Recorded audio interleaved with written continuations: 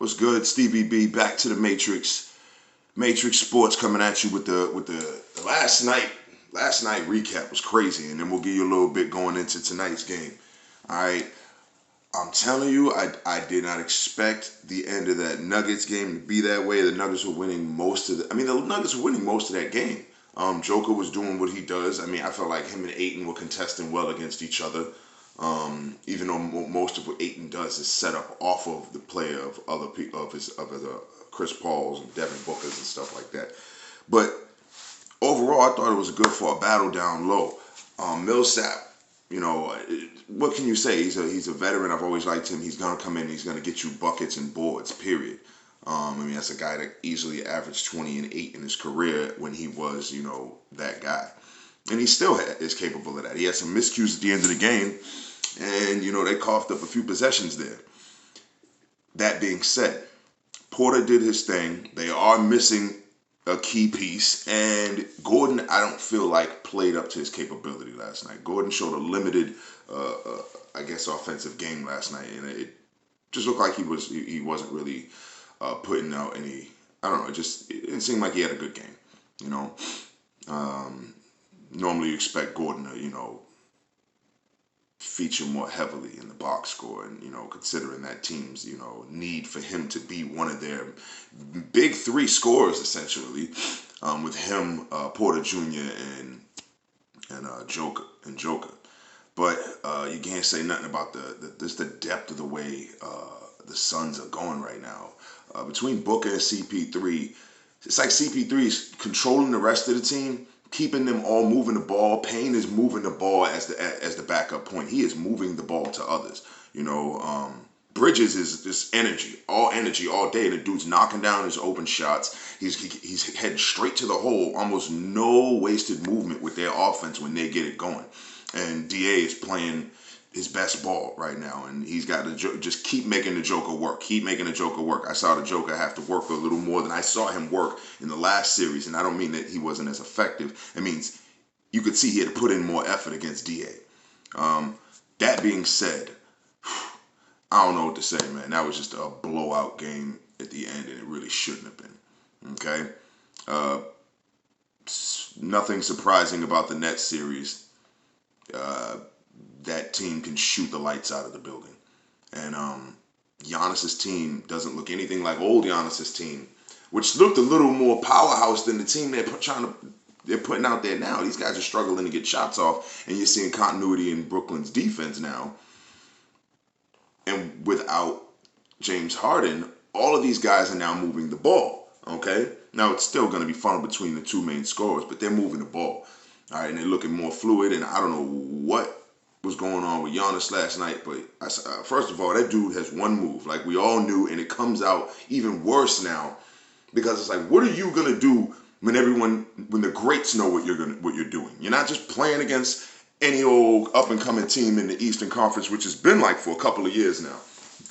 The team swapping players and Joel Embiid and not always being healthy, and the Celtics having young guys and swapping point guards here and there. Giannis, you got to eat for a while. But the fact is that that's over. That's over. I do not see Giannis being able to dump 30 and 40 on these dudes' heads with all dunks all day.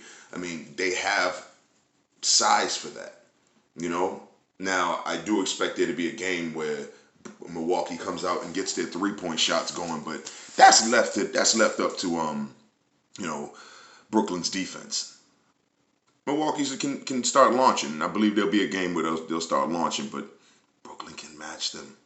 And not from they're on fire this game, no, this is just how they are. And it's scary. Anyway, enough about that. Tonight's game, Sixers-Hawks. Hawks came away with it last game, which I love to see. The Sixers climbed back in that game. Don't expect them to go down in a hole in the same way. Expect Embiid to come out and be about his game, all right? In order for the Sixers to, I don't expect them to fall in the same hole. I do expect them to come out with a little bit more urgency and intensity and try to take everything, start to the hole with Embiid, maybe get some guys in foul trouble. Seth Curry has to knock down his jumpers early. He was not knocking them down at a ridiculous rate at all, and I'm not saying he's his brother, but the dude was missing a lot. Wide open, too.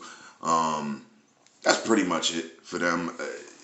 I would like to see Ben Simmons get everyone else involved more, and that means they need to have a game plan that looks like there's some continuity to it. You know, Embiid throws a monkey wrench sometimes in the game plan when he gets overzealous. Sure, you can get your buckets, big fella, but if they're gonna start the offense through you, then make the necessary pass. Don't, you're not athletic. You have big wonky knees. You have these weird skinny wonky knees, and I don't like it when he bullshits around like he's supposed to get calls.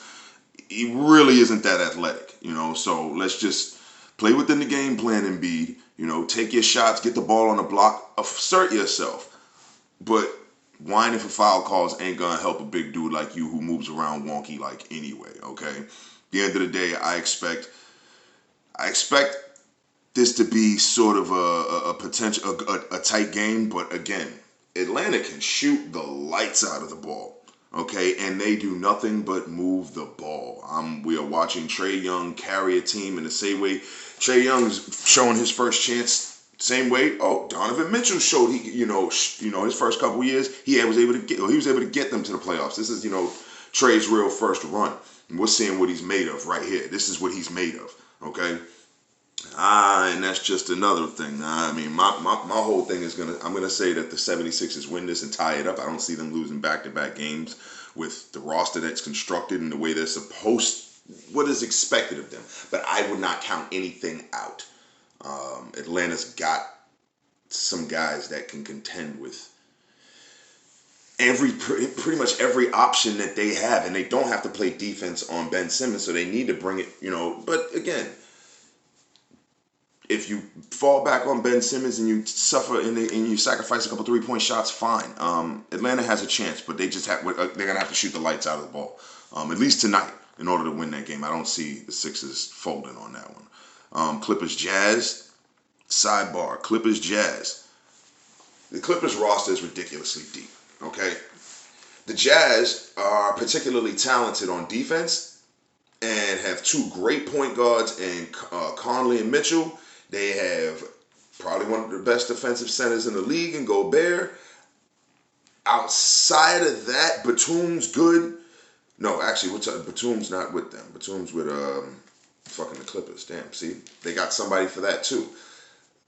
Bohan, Clarkson, they got a pretty good team. But again, Clarkson's an off-the-bench scorer. A lot of point guard play. Can't get mad at the point guard play. Conley, Bohan, Mitchell.